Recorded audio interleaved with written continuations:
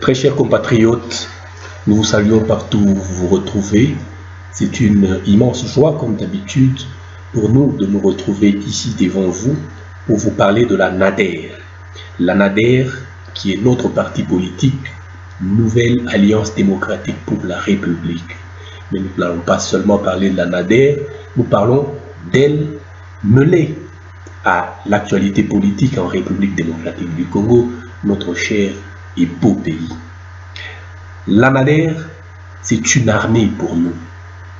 Et puisqu'une armée a besoin des hommes des troupes, les hommes des troupes pour nous sont les élites du pays. Et puisque les hommes des troupes ont besoin des armes pour mieux se battre, les armes pour nous sont les ménèges. Et puisque les armes ont besoin des munitions pour que la guerre soit complète, eh bien, les munitions pour nous sont les idées justes. Et puisque nous parlons des idées, voilà pourquoi, avant qu'il ne soit une projection de conquête de pouvoir, un parti politique pour la NADER est d'abord une idée, une pensée, une conception du monde, un moteur de transformation de la vie au sein d'une société globale. Quels sont ses objectifs? Ces objectifs résument très bien l'ambition de la Nouvelle Alliance démocratique pour la République. Premièrement, faire du Congo une société de liberté dans un état de droit. Séparer les patrimoines privés d'avec les patrimoines communautaires et dicter les règles de leur gestion, les faire respecter par tout le monde. Instaurer au cœur de l'Afrique une république sobre et efficace des citoyens en lieu et place d'une république des communautés. Soutenir la libre entreprise. Servir le peuple congolais non pas comme l'objet de notre domination, mais comme objet de notre amour. Et ces objectifs sont assis sur un certain nombre de fondements. Le fondement politique qui vise à créer une société congolaise pensée par le Congolais, conçue par les Congolais et pour être vécue par les Congolais eux-mêmes. Le fondement économique qui vise le libéralisme humaniste et la justice distributive. Le fondement philosophique ayant pour socle Dieu, l'homme et la terre. Et enfin, le fondement scientifique qui se résume en une révolution de l'intelligence. Voilà en ce qui concerne la NADER. L'actualité politique en République démocratique du Congo ces 2 dernières semaines est restée dominée par le dépôt du projet du budget par le gouvernement de la République au niveau de l'Assemblée nationale. Et au moment où nous sommes en train d'en parler, il y a la session de septembre qui est une session généralement budgétaire qui a réuni les députés de la Chambre basse pour penser déjà à faire le débat sur l'examen du projet du budget déposé par le gouvernement de la République. L'actualité également restée dominée par la démission de M. l'abbé Malou Malou. Nous allons tenter de faire un petit commentaire là-dessus. Revenons à la NADER, avant de parler de l'actualité, nous allons tenter d'entrer en profondeur sur le 4e objectif du parti qui consiste à soutenir la libre entreprise. Le constat est amer, comme d'habitude. Il faut toujours partir du constat et penser à proposer des solutions. Paradoxe explosif. Un Congolais immensement pauvre dans un pays immensement riche en potentiel. Le Congolais est devenu un agent non économique, c'est-à-dire qu'il n'est ni producteur ni consommateur. Il vit de la débrouillardise et hors des lois économiques universellement connues. Depuis quelques années après l'indépendance, il y a eu effondrement de l'appareil de production en République démocratique du Congo. depuis les secteurs agricoles jusqu'au secteur industriel en passant par les secteurs tertiaires. Le Congolais est en train de vivre dans une situation lamentable, assis sur les délingots d'or, mais vivant la main tendue. Cet effondrement de l'économie est dû au désordre politique, la mainmise du politique, les interventions intempestives du service de la puissance publique dans la gestion des affaires économiques. On peut noter la pagaille, le dirigisme, la mégestion, l'incompétence, la taxation excessive, le pillage, qui sont pour le moins les caractéristiques aujourd'hui de ce qu'est l'économie congolaise. Tels sont les constats. Mais que faire? C'est à ces niveaux que nous revenons sur notre fondement économique, le libéralisme humaniste et la justice distributive. Le libéralisme dont nous parlons a pour principe propriété privée des moyens de production, libre concurrence, laisser faire, laisser passer, non-intervention de l'État. Il a pour avantage encourager l'initiative privée, puisque nous nous sommes rendus compte que l'homme ne travaille jamais mieux que quand il s'agit de ses propres affaires. On peut le constater en République démocratique du Congo très facilement quand on observe que les gens qui travaillent dans les services de l'État généralement se réveillent tard, se rendent au travail, arrivent pratiquement à 11 h et dès 13 h, ils se mettent en route pour rentrer parce qu'il y a beaucoup d'embouteillages. Et ces mêmes Congolais, quand vous les prenez, vous les engagez dans les privés, le comportement change complètement. Ils se réveillent à 5 h du matin, à 7 h ils sont déjà au lieu de travail et quittent le lieu de travail à 16 h. Ils remplissent leurs 8 h et parfois ils font même des heures supplémentaires. Comment expliquer que le même Congolais dans les services de l'État, il a un comportement tout à fait différent que quand ce même Congolais se retrouve dans les privés? On va se rendre compte qu'il est très facile de demander à son oncle, je n'ai pas de papier, moi qui suis étudiant, pour écrire. Il te dit passe au bureau. Et tu arrives, il te donne facilement 5 grammes de papier, tu rentres. Quand son voisin lui demande, mais pourquoi tu fais ça? Pourquoi tu prends du papier de service et tu donnes à ton frère? Il te répond très facilement.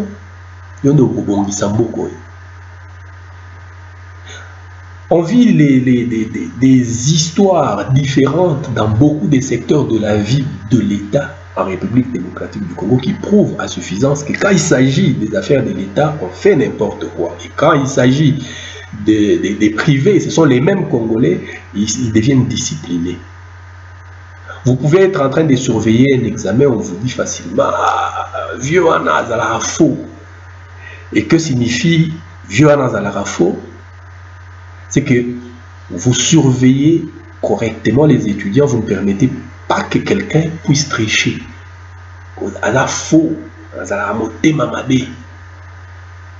Et quand on prend un autre dirigeant, on les met là-bas en train de laisser les gens tricher, faire ce qu'ils veulent, il y a inversion des valeurs. Et finalement, ce désordre fait que les Congolais est arrivé à une sorte de fatalisme qui est à la fois chronique et anachronique. Vous pouvez le constater en posant la question aux jeunes Congolais aujourd'hui. Quel est votre projet de société? Il vous dira facilement quitter le pays un jour. Et vous les retrouvez en masse chez les pasteurs.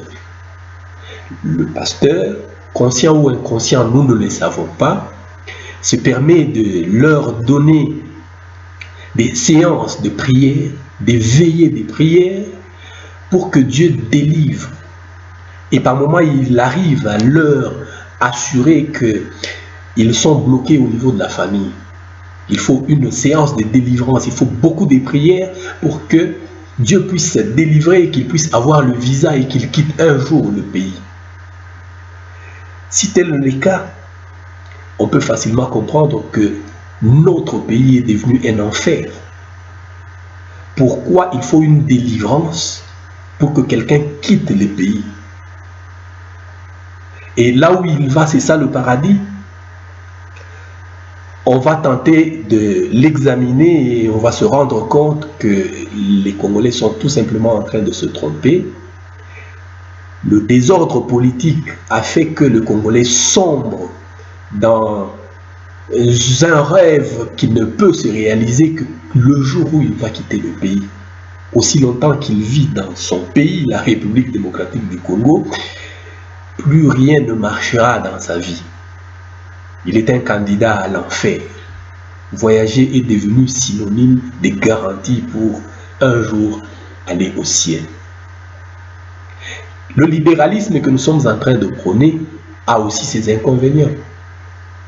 Il avantage les possédants et désavantage les non-possédants. Les capitalistes sont avantagés et les prolétaires ne sont utilisés que comme moyen de production. Et c'est à ces niveaux-là qu'il faut absolument réfléchir et définir le rôle que va jouer l'État. Les penseurs au niveau de la NADER ont réfléchi et ont mis en place l'esquisse de ce que peut faire l'État dans une situation comme ça. Un État régulateur, un État incitateur, un État créateur de conditions propices à l'activité économique. Parce qu'on se rend bien compte que les privés ne s'intéressent qu'aux sociétés rémunératrices. Quant aux sociétés sociales, ils sont totalement absents. Et donc, il va falloir que l'État soit, non pas cet État maximum, cet État dirigiste, nous n'en voulons plus. Nous devons être logiques avec le troisième objectif qui vise à créer une république sobre et efficace. Et donc, dans la doctrine économique, nous pensons également rester logique pour créer un État minimum, sobre mais efficace. Un État qui ne va pas participer à la concurrence avec les privés dans les entreprises rentables, mais un État qui va se dédier, qui va se donner totalement à la construction des infrastructures, la construction des écoles, la construction des universités, la construction des hôpitaux, ces domaines qui n'intéressent pratiquement pas les privés. Mais aussi l'État va intervenir dans le domaine où les privés semblent prendre la population en otage. L'État effectivement va garder un certain nombre de monopoles parce que nous n'allons tout de même pas privatiser la police, nous n'allons pas privatiser l'armée de la République et nous n'allons pas non plus privatiser un certain nombre de domaines stratégiques reconnus comme tels par les textes légaux. Pour réaliser tout cela, il va falloir de l'argent. Les experts du parti ont pensé à créer un certain nombre de banques crédibles et fiables. Et ces banques auront la banque centrale comme arbitre du jeu économique par essence. La banque centrale ne pourra jouer ce rôle correctement que dans la mesure où elle est détachée de l'autorité du gouvernement que nous considérons comme un agent économique comme les autres. Ainsi, la banque centrale aura pour mission de battre la monnaie, d'être les gestionnaires de la politique monétaire du pays, d'être le décideur du taux d'intérêt, de savoir définir les marchés monétaires et d'être la banque des banques lorsqu'elle garantit et fait les affaires au même titre que les autres opérateurs économiques. Alors, d'avoir une économie auto-centrée et auto-entretenue, nous allons proposer aux Congolais de produire ce qu'ils consomment, de consommer ce qu'ils produisent et d'échanger avec l'étranger le surplus de sa production contre ce qu'ils ne produisent pas encore. Voilà, en gros, ce qui peut résumer notre vision sur le plan économique. Il y a beaucoup à dire.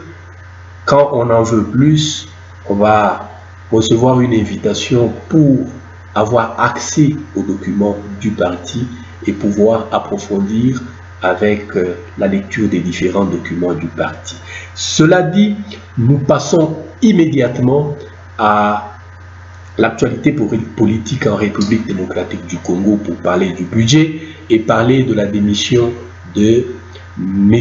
l'abbé Manu Manu, président de la CENI.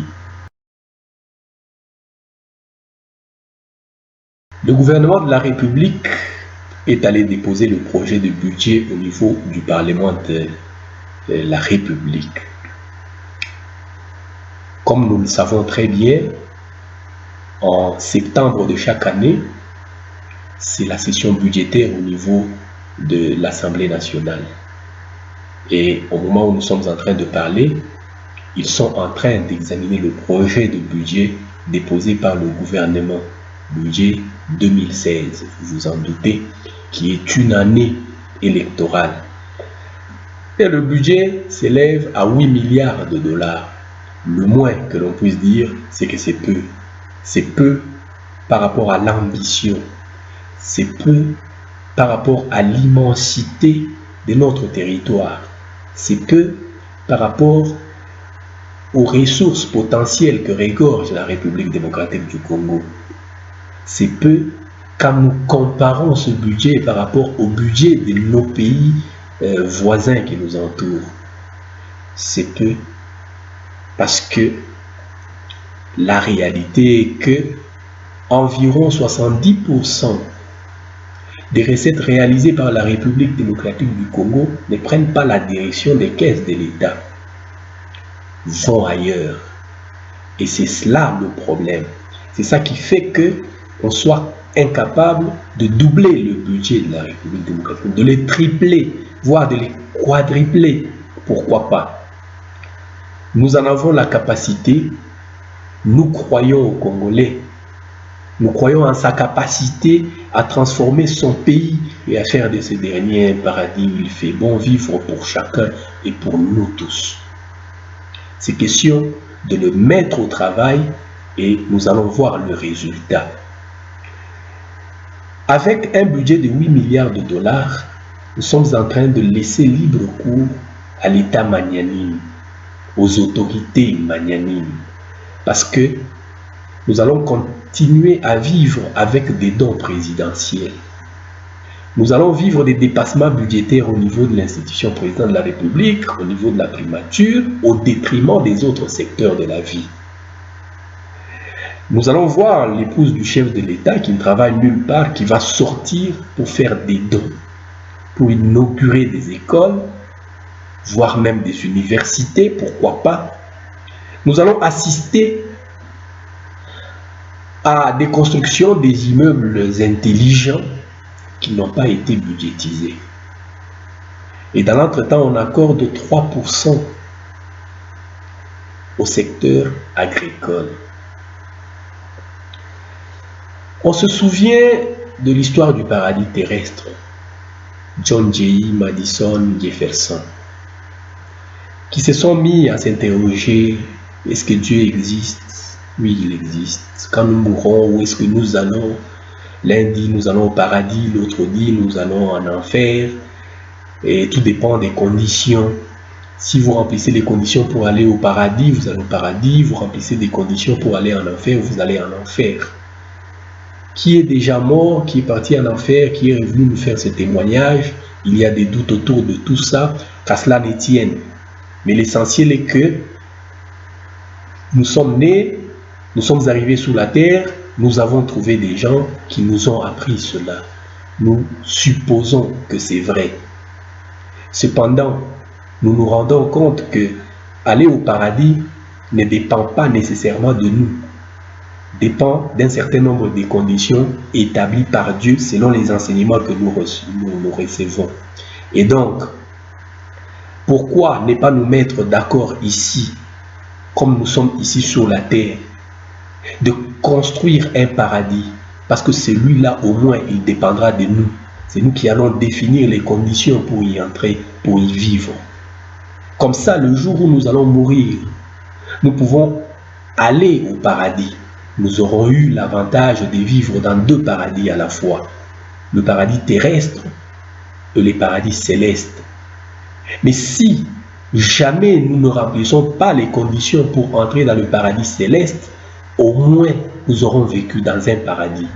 Le pire qu'il ne faut pas accepter, c'est de rater les deux paradis à la fois. Et quand ils se sont mis d'accord, ils ont commencé à travailler. Ils ont travaillé quoi? Ils ont travaillé la terre. Voilà pourquoi le fondement philosophique de la Nader a pour socle Dieu, l'homme et la terre.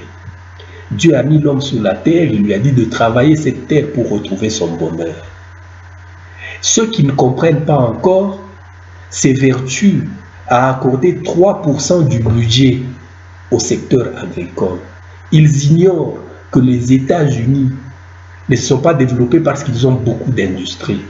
Ils se sont développés d'abord parce qu'ils ont commencé par cultiver leur terre. Une fois que vous avez le produit de l'agriculture, vous pensez à sa transformation, à sa conservation, ainsi va naître l'industrialisation dite intégrée. Nous pensons que la République démocratique du Congo, sous la houlette de la Nader, n'accordera pas 3% au secteur agricole. Si les députés nationaux qui sont en ce moment en session parlementaire budgétaire peuvent nous écouter, qu'ils essayent de rectifier le tir et de changer cette rubrique-là. On accorde beaucoup d'importance aux émoluments. On accorde beaucoup d'importance à l'autosatisfaction. C'est de l'égoïsme. Nous pensons que la République démocratique du Congo, pour qu'elle puisse se relever, il faut une part de sacrifice de chacun de nous. C'est ce que nous appelons au niveau de la Nader la justice distributive. Nous produisons, nous essayons de penser à distribuer de manière équitable le revenu de notre production. Voilà en quelques mots ce que nous pouvons dire en ce qui concerne le budget. Nous ne voulons pas des autorités magnanimes, nous ne voulons pas vivre des dons.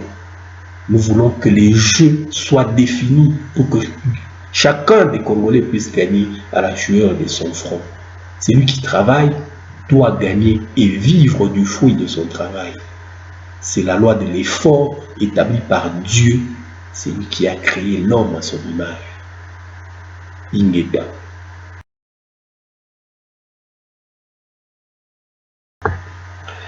Un autre fait qui a marqué notre actualité en République démocratique du Congo, c'est la démission de M. l'abbé Malman à la tête de la CENI. Nous lui disons bravo, nous sommes contents de voir que la culture de la démission en République démocratique du Congo est en train de prendre l'ascenseur. Et ça, c'est une très bonne chose pour la démocratie en République démocratique du Congo. Nous disons bravo à M. l'abbé qui s'est, pour des raisons des maladies, selon ce qu'il nous a annoncé officiellement, il s'est rendu compte qu'il ne peut plus continuer, il a jeté l'éponge. Bravo donc à M. Malou Malou pour sa démission. Qui est Malou Malou? Nous nous souvenons qu'en 2003, il était conseiller au cabinet du président de la République, au bureau études et stratégies. Et curieusement, en 2006, c'est lui qui va conduire les élections qui ont frôlé le chaos, mais qui n'ont pas atteint, tout simplement parce que nous sommes désormais obligés de comparer cela avec la bêtise du pasteur Moïse Mulunda de 2011. Et donc en 2006, c'était un moindre mal, mais ce n'était pas suffisant. On pouvait faire mieux. M. Malou Malou est allé proclamer les résultats dans les chars des combats de la MONUC. Et donc, pendant que nous sommes en train de nous moquer du résultat piteux que M. Malou Malou a infligé à la population congolaise, la Belgique, au niveau de Liège, va l'honorer, docteur honoris causa, pour avoir organisé des élections démocratiques, transparentes et crédibles dans une ambiance tout à fait particulièrement tendue. Nous passons, il va démissionner de la CEI de l'époque, qui aujourd'hui est devenue la CENI, céder sa place à Ngoi Murunda, et pendant ce temps, on va les nommer encore dans des histoires, des conférences, des Goma, où il va aller représenter le gouvernement là-bas. Tout cela prouve les accointances qu'il a avec le pouvoir en place. Et par rapport à tout cela, il devient la personne non indiquée pour pouvoir nous guider vers les élections de 2016. Mais curieusement, c'est lui qu'on va encore nommer et contre déjà la volonté de l'Église catholique, d'où il vient. La Senko lui fait voir qu'avant d'aller, il fait voir pratiquement à tous les ecclésiastiques qu'avant d'aller dans des responsabilités au niveau du pays, cela requiert une autorisation de son supérieur. M. l'abbé Malou Malou ne l'a pas fait, il est parti et a déclaré qu'il le fait pour son compte personnel. Appuyé par ses relations au niveau de la présidence de la République et au niveau de la majorité présidentielle qui était en train de clamer tout haut que le choix de l'expérience doit l'emporter sur toute autre considération. Cela a eu raison sur les vociférations de l'opposition politique. Malou Malou, contre vents et marées, va se retrouver président de la CENI. Comme la volonté du peuple n'y était pas, voilà qu'une maladie est arrivée. La maladie l'a terrassé, il a subi des interventions chirurgicales au niveau de la tête selon les informations à notre possession. Et finalement, cela lui demande du repos. Il va démissionner de la tête de la CENI. Nous disons bravo, nous l'avons toujours cherché, aujourd'hui nous l'avons obtenu, nous ne pouvons que nous en réjouir. Cependant, nous lui souhaitons prompte guérison, nous ne voulons pas perdre des gens de cette trempe au niveau de la République démocratique du Congo. Nous pensons qu'ils peuvent toujours être utiles d'une manière ou d'une autre avec le temps. Parce que la République démocratique du Congo a la vocation, non pas d'être le ventre mou de l'Afrique, mais d'être les catalyseurs du développement de toute l'Afrique. Nous savons très bien combien les gens ont fait des déclarations de sagesse sur la République démocratique du Congo. Nous n'allons pas citer Frantz Fanon qui a pensé à l'Afrique qui a la forme d'un revolver et dont la gâchette se trouvait en République démocratique du Congo. Nous ne pensons pas oublier Kwame Nkrumah qui a pensé que s'il a écrit sur le Congo, c'est parce qu'il pense que c'est le développement du Congo qui peut faire décoller tous les développements de l'Afrique. Et il a demandé à tous les Africains de se montrer solidaires envers la République démocratique du Congo, parce que si le Congo ne démarre pas, c'est le développement de toute l'Afrique qui est remis en cause. Il y en a eu encore beaucoup. Et donc nous pensons que demain sera une occasion propice pour que nous puissions opérer un changement véritable en République démocratique du Congo. Et tous ceux qui se moquent de la misère du peuple congolais aujourd'hui doivent être là pour voir comment le Congo va être transformé. Nous ne souhaitons pas de la mort à qui que ce soit. Nous voulons que tout le monde soit avec nous. Monsieur Malou Malou, si les conseils n'ont pas pu l'éduquer, nous pensons que les conséquences, on peut l'éduquer correctement. C'est un coup dur, dit-on, par certaines personnes, pour M. Kabila d'avoir perdu quelqu'un comme Manou-Manou. Ça peut être vrai. Tout comme ça peut être une stratégie pour tricher encore.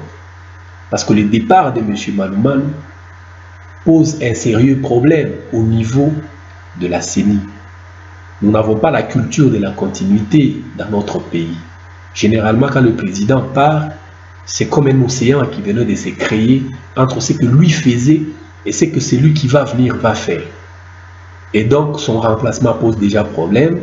Il faut réfléchir pendant longtemps pour remplacer M. l'abbé Manou-Manou. Et cela peut durer tellement longtemps que ça va nous plonger dans le glissement tant redouté. Et pendant que nous sommes en train de parler du glissement redouté, nous entendons ici et là des gens qui disent « Vous allez voir, il nous faut absolument les dialogues. » Comme pour dire que nous sommes en train d'attendre que les choses puissent échouer afin qu'on puisse nous donner raison. Parce que pour nous, c'est le dialogue ou rien. Je crois que c'est l'acceptation tacite d'un glissement. Si les choses marchent, ça sera un échec pour ceux qui disent les choses ne peuvent pas marcher. Il faut seulement le dialogue. Et donc, il faut que les choses échouent pour que les dialogues aient lieu et que nous puissions donner raison à ces gens-là. Le dialogue est fondamentalement bon, mais nous avons déjà suffisamment démontré que nous sommes en face de quelqu'un qui est incapable de respecter la Constitution de la République. Je ne pense pas si une chose aussi grande comme la Constitution de la République n'est pas respectée, c'est seulement les résolutions d'un dialogue qui seront respectées par ces messieurs. Il faut savoir qu'un révolutionnaire ne peut jamais se muer en démocrate, à moins qu'il ait été sans conviction et par opportunisme. Faisons très attention aux déclarations que nous sommes en train de faire.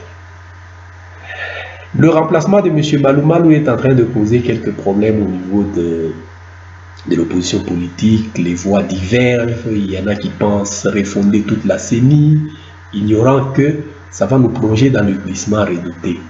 Il y en a qui pensent même que ce poste-là doit revenir à l'opposition politique. Ça ne sert à rien. Il faut toujours rester dans la culture des textes. Que dit la loi électorale? Ce poste est réservé à la société civile. On reste la société civile congolaise s'organiser, de choisir. Si au sein de la société civile, les confessions religieuses ont une certaine primeur, effectivement, nous le souhaitons. Et nous souhaitons même que l'Église catholique puisse prendre les choses en main pour cette fois-ci déléguer un représentant en bonne et due forme de l'Église catholique au niveau de la CENI et que celui-là puisse prendre la tête de la CENI pour nous amener, non pas vers le glissement, mais vers l'organisation des élections crédibles, transparentes et démocratiques en République démocratique du Congo. Ingeda. Chers compatriotes, voilà ce que nous pouvons appeler un avis qui reflète le point de vue de la NADER, la nouvelle Alliance démocratique pour la République, qui se veut porteur d'espoir. Si vous partagez toutes les convictions annoncées dans la première partie qui a parlé de la doctrine économique de la NADER, si vous êtes déterminé à vous battre pour en garantir le triomphe, vous êtes donc une élite et donc un républicain. Venez donc avec nous pour qu'ensemble, avec vos atouts, nous puissions mettre en place un régime politique et un système de gouvernance sain et responsable. Venez avec nous pour le triomphe de l'idéal républicain, lequel privilégie toujours l'homme en toutes circonstances et se base sur les idées novatrices, les stratégies novatrices, ainsi que les concepts nouveaux dans un processus dynamique. Venez avec nous pour œuvrer pour vous-même, pour votre famille, pour votre communauté locale, pour votre communauté nationale, mais aussi pour répondre aux exigences de la compétitivité à tous les niveaux. Venez avec nous pour qu'ensemble, nous puissions instaurer une république non pas des communautés, mais une république des citoyens capables d'imposer la République démocratique du Congo en ordre utile dans les concerts des nations. Ingeda.